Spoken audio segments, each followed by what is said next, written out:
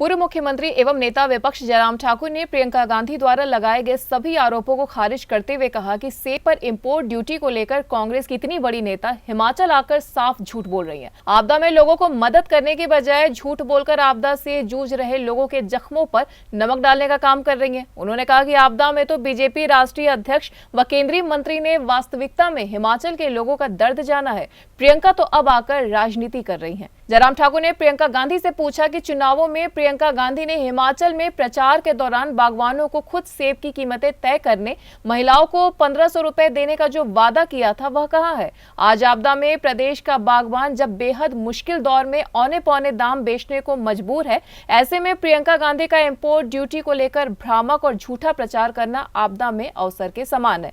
नेता विपक्ष ने कहा कि इंपोर्ट ड्यूटी को लेकर केंद्र ने किसी तरह का कोई निर्णय नहीं लिया है। News desk analyse. जो इम्पोर्ट ड्यूटी थी उसको रिड्यूस करके 50% कर दिया, जबकि हिमाचल के लोग तो 50 और 100 की बात कर रहे हैं। तो कितना सच है इसमें, और क्या हिमाचल के साथ इस तरह के केंद्र सरकार भेदभाव कर रही है?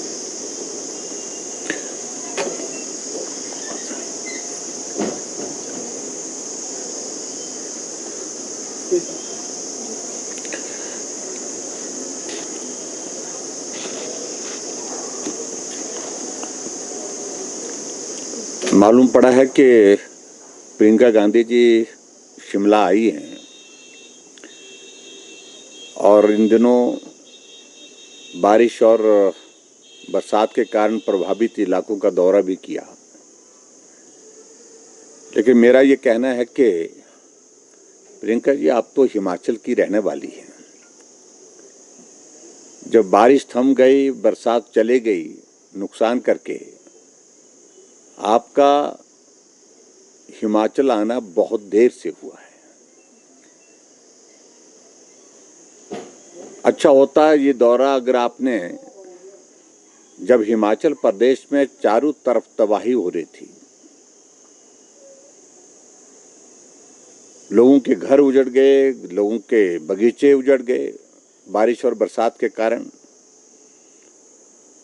उस वक्त आए होते तो अच्छा रहता।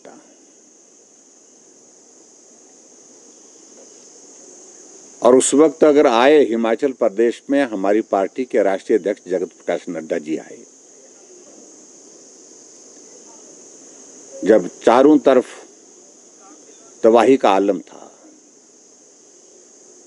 अगर उस वक्त आपदा की घड़ी को सही मायने में साझा करने के लिए कोई आए तो नितिन गडकरी जी आए।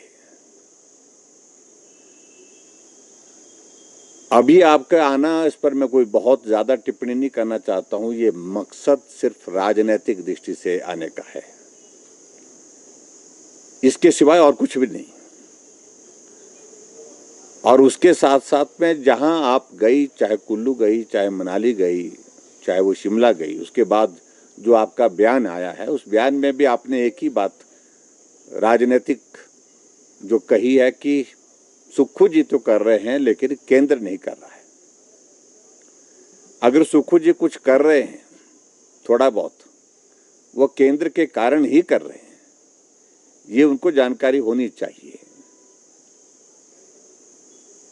और इसलिए आपका ये हिमाचल प्रदेश में आकर के बाढ़ प्रभावित, बरसात से प्रभावित इलाकों का जो दौरा है, ये विशुद्ध राजनीतिक है और राजनीति के सिवाय इसमें और कुछ नहीं है।